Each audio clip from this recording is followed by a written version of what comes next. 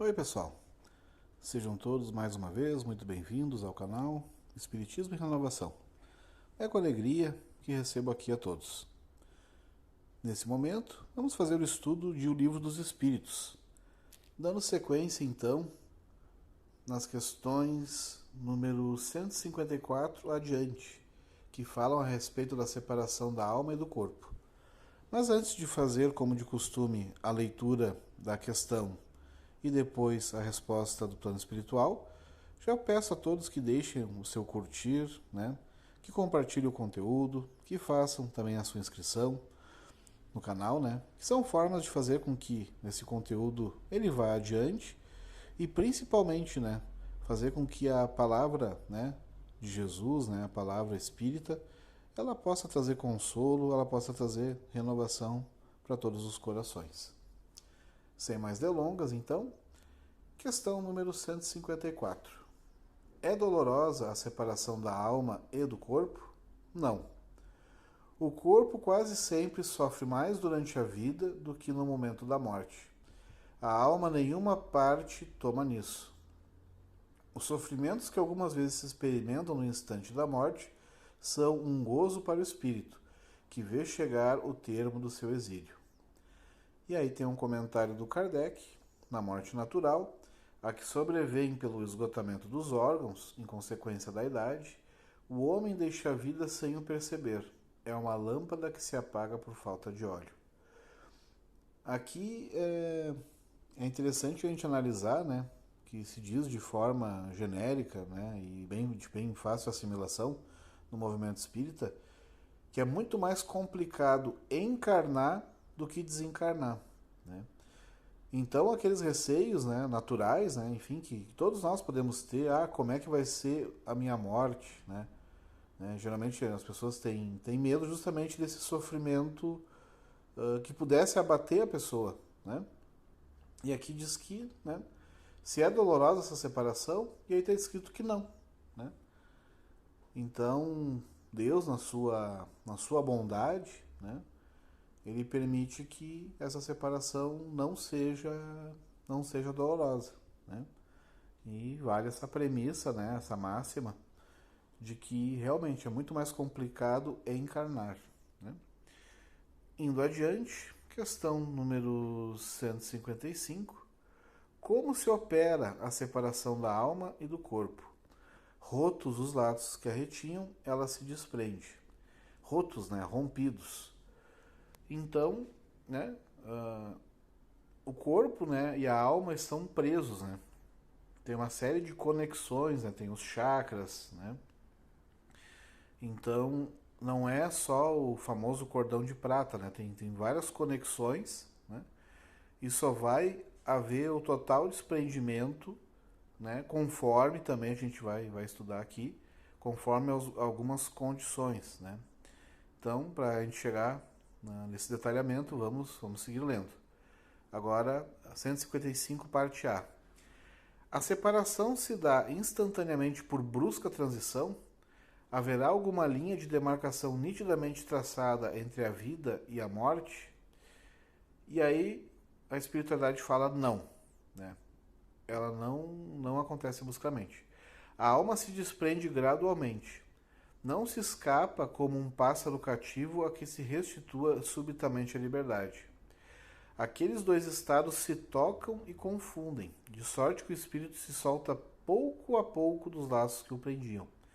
Esses laços se desatam, não se quebram. Então aqui já fica a imagem, né? Que não é tipo tu abrir uma gaiola, né? E o pássaro simplesmente estava preso, agora está solto. Não é assim o processo de desencarne. É um desenlaçar, né? Não é um rompimento. Então é um processo gradativo, né? Kardec, né, esmiuçando um pouco mais, comenta o seguinte: durante a vida, o espírito se acha preso ao corpo pelo seu envoltório semimaterial ou perispírito. A morte é a destruição do corpo somente, não a desse como invólucro, que do corpo se separa quando cessa nesse a vida orgânica. A observação demonstra que, no instante da morte, o desprendimento do perispírito não se completa subitamente, que, ao contrário, se opera gradualmente e com uma lentidão muito variável conforme os indivíduos. Em uns é bastante rápido, podendo dizer-se que o momento da morte ou da libertação, com apenas algumas horas de diferença. Em outros, naquele sobretudo cuja vida foi toda material e sensual, o desprendimento é muito menos rápido, durando algumas vezes dias, semanas e até meses, o que não implica existir no corpo a menor vitalidade, nem a possibilidade de volver à vida, mas uma simples afinidade com o espírito, afinidade que guarda sempre proporção com a preponderância que, durante a vida, o espírito deu à matéria.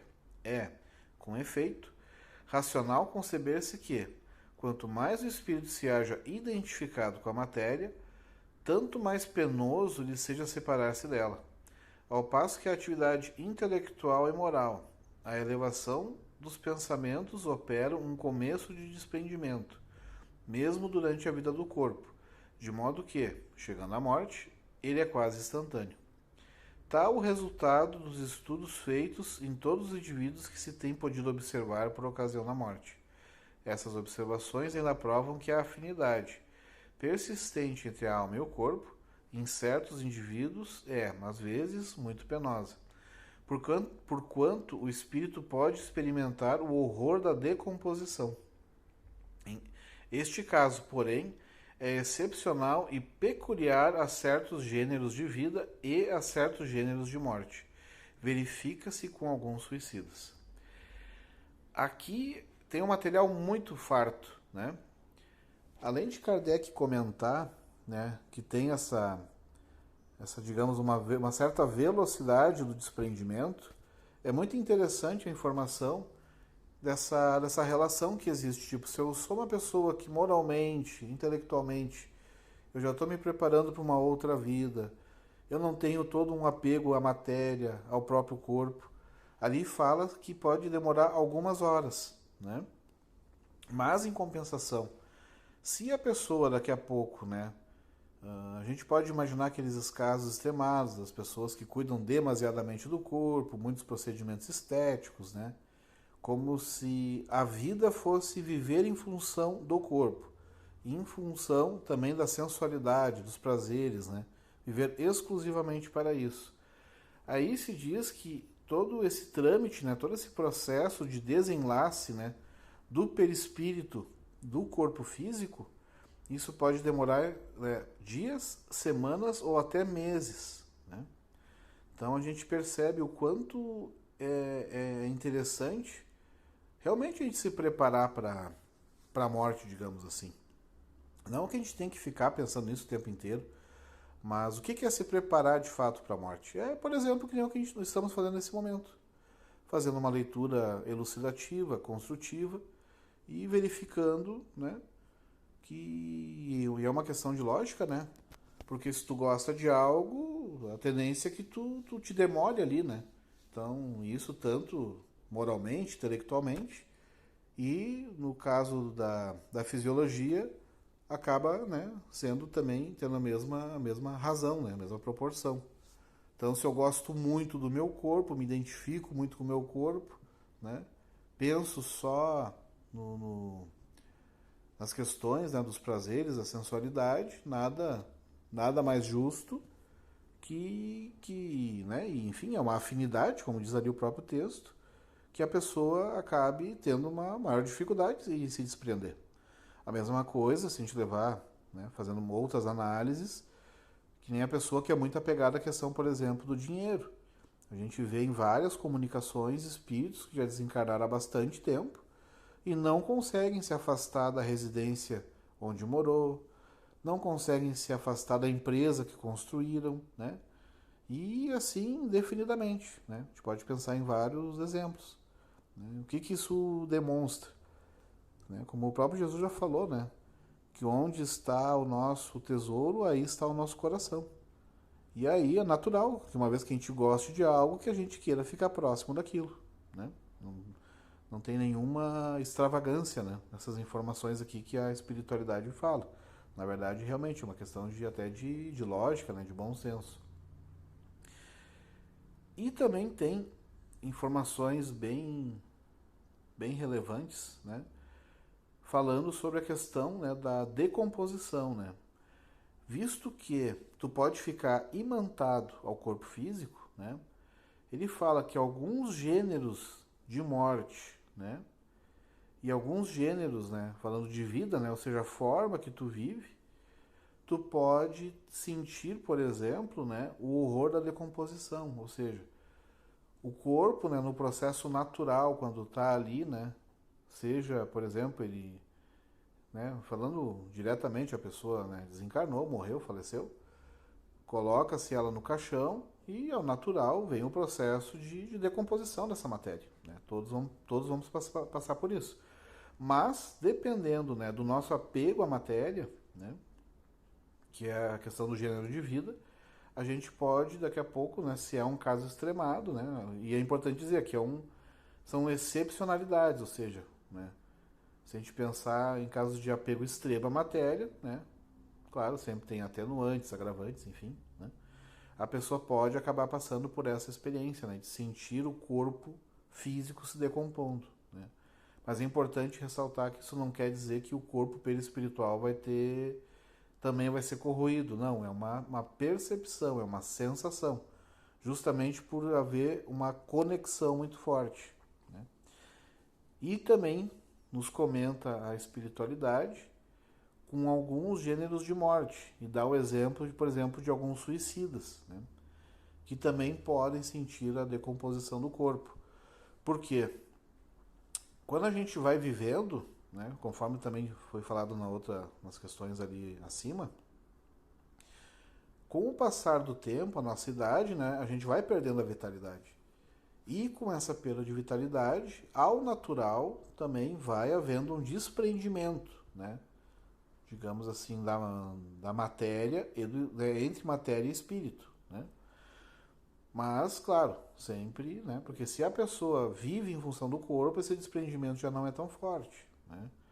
E aí acontece o que Kardec está explicitando aqui, que pode demorar horas, dias, semanas ou meses, que é justamente conforme o nosso apego ou não à própria matéria, né? Enfim, é bem interessante reflexionar sobre esses aspectos, né? Mas isso aqui, longe de querer ah, trazer preocupação no sentido das sensações físicas que são relatadas ali, também é muito oportuno a gente refletir também sobre questões morais, né? Porque por que para mim é tão importante o corpo, né? Daí geralmente a gente pode pensar em crenças maiores, né? Mas será que a vida é só essa mesmo? Então realmente eu tenho que manter o corpo bonito, eu tenho que aproveitar os prazeres que esse corpo pode me proporcionar, né? Será que é isso mesmo? Então na prática a gente acaba, né, sempre, digamos assim, sofrendo as consequências daquilo que a gente acredita e daquilo conforme a gente age. Porque há uma correlação muito forte entre aquilo que a gente de fato acredita, não aquilo que a gente fala muitas vezes da boca para fora, mas uma correlação muito forte entre aquilo que a gente realmente acredita, e isso vai fazer com que a gente escolha nossas posturas, né? Porque daqui a pouco, se a pessoa ela pensa que não há um após, né? É só esse momento. Então, por que não tentar usufruir ao máximo, né? A própria questão do tipo de moralidade que muitas vezes as pessoas se permitem, né? Daqui a pouco de prejudicar os outros, enfim, né? E até pensando nesse contexto é admirável, né, para alguns irmãos, né, irmãs que daqui a pouco até são ateístas e apesar disso, né, eles se comportam de forma muito correta, honesta. Por quê? Porque eles acham que a gente deve fazer o bem por princípio. E nós espíritas também entendemos que, na verdade, a gente tem que fazer as coisas, né, por serem corretas elas mesmas. Não por ter medo de punição ou por não ter consequências ruins, mas por uma questão de, não, esse é o justo, é o correto, é o que deve ser feito, né? Mas é muito mais fácil também a gente, infelizmente, né? Porque o ser humano também ele pensa muito na questão do, né, do depois, né? A gente tem essa peculiaridade de se projetar no tempo, né? É meio que, entre aspas, um pragmatismo, né? Em função da vida futura. Mas mesmo assim, vale mais também a pessoa já estar ciente dessa vida e pensar, não, eu tenho que também, né, pensar nas consequências, saber, né, e ter a ciência de que tudo que eu plantar eu vou colher, né? Mas é um processo, né? Que muitas vezes a pessoa ela começa assim, né, aprendendo com as consequências dos seus atos, né, e fazendo o bem entre aspas, né, não me entendam mal, fazendo o bem por interesse, né, pelo próprio, pelo entre aspas pragmatismo puro, para poder receber lá logo ali na frente os benefícios de ter feito bem, né? É como se fosse uma escala, faz o bem por interesse, mas vai chegar um momento que com de tanto praticar o bem e sentir-se bem fazendo o bem, que daqui a pouco ela já vai fazer de forma desinteressada, né? Ou seja, como em tudo na vida, né, as nossas questões de moralidade, elas não são, não, né, não acontecem do dia para a noite, elas demoram um pouco para acontecer. Mas enfim, ao invés de tomar isso como algo, né, algo ruim, a gente pode pensar, não, eu estou evoluindo, né? Então, a gente pode pensar em vários aspectos, por exemplo, a questão de perdoar, aos poucos a gente vai melhorar, a questão de ser caridoso, a gente vai melhorando também aos poucos, ao longo das encarnações, a mesma questão de ser benevolente, né, saber compartilhar as coisas, tudo é um processo de evolução. E em várias leituras espíritas, né, se fala o seguinte, né, que no campo da intelectualidade, em alguns anos, a gente alcança uma boa excelência, uma razoável excelência. Enfim, o que isso quer dizer? Que a gente fazendo daqui a pouco, né, estudando aqui, sei eu, direito, psicologia, medicina, música, enfim, o campo que a gente tiver mais afinidade, daqui a pouco tu dedicando 20, 30 anos, tu já chega num patamar interessante naquele ramo do conhecimento, né? Mas no aspecto moral, né, a evolução pode demorar, em vez de anos, já se fala em centenas de anos. Por quê? Porque é um caminho mais árduo, né? Demanda mais esforço. E da mesma maneira, né, que a gente pode desenvolver, digamos assim, para fazer uma analogia, né, a gente pode desenvolver a musculatura do corpo físico, né, que demanda algum tempo para desenvolver. A gente também desenvolve a musculatura da intelectualidade, mas também existe a musculatura, digamos assim, da moralidade, né? Só que aí, né, porque se a gente fala em melhorar o corpo físico, a gente aceita ir para uma academia e fazer os exercícios necessários para ficar com o corpo saudável, né? Enfim, né? Sempre também atentando à questão para não ter os excessos, né? Até para não sofrer as consequências disso, né? Sempre tendo uma ponderação, como em tudo, né? A gente tem que ser ponderado. A mesma questão da intelectualidade. A gente faz né? Entre aspas, entra para a academia, né? Ou seja, faz uma faculdade, faz uma pós, faz um mestrado, estuda de várias formas, né? Porque não é também só o estudo acadêmico, né, que tem validade.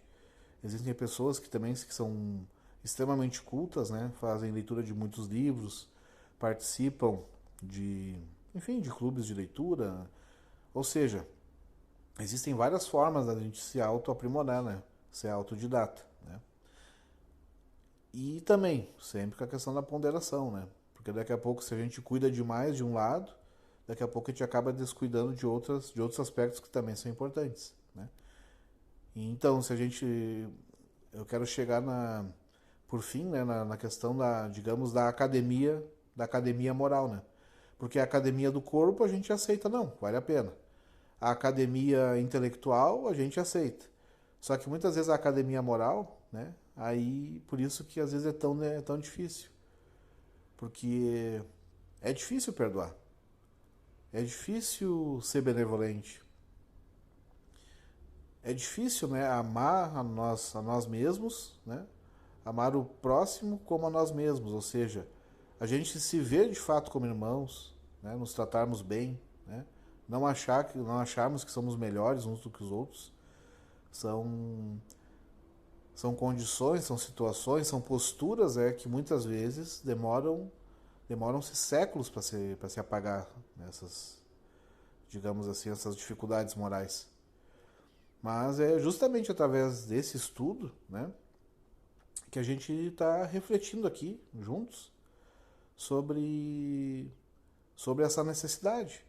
Porque se a gente não fazer essa academia moral, né, que é justamente o objetivo da encarnação, né, o desenvolvimento de valores, né, intelectuais e morais, se a gente não tomar parte nessa academia, né, a gente não vai desenvolver essa musculatura moral e a gente não vai conseguir, da mesma maneira, né, que uma pessoa que não faz nenhum tipo de exercício, ela sente muita dificuldade para subir escada, para caminhar um pouco. Quando vem as dificuldades da vida, as vicissitudes, também, da mesma maneira que a gente fica sem ar, né, ou com a musculatura muito dolorida por fazer um esforço, a alma também ela vai acabar sentindo muitas dificuldades. Por quê? Porque ela não tem resiliência, ela não está preparada para passar por aquele exercício, né? Então, agradeço a todos os irmãos e irmãs que estiveram comigo, né, fazendo esse estudo. Agradecer principalmente a espiritualidade, a Jesus, né? E que Deus, né, também ciente das nossas dificuldades que aqui estamos falando, né? Porque todos nós somos, né, enquanto viajores, né, do tempo e do espaço, estando encarnados num planeta de provas e expiações, temos nossas dificuldades, né?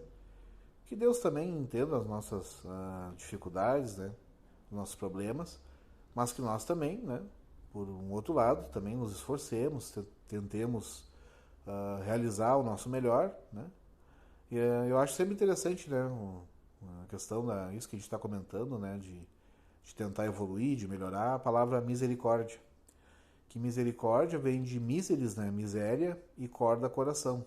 Ou seja, Deus sempre é misericordioso. O que isso quer dizer? Que Ele vê as nossas misérias, né, as nossas dificuldades com os olhos do coração, né? Então, que também, né, isso é uma outra possibilidade, né, de aprimoramento moral, a gente ter misericórdia para conosco, para com o próximo. E assim que a gente possa, aos poucos, né, seguir a nossa evolução e que Deus e a espiritualidade nos ajudem e nos intuam para que a gente possa tomar sempre as melhores decisões. E que assim seja.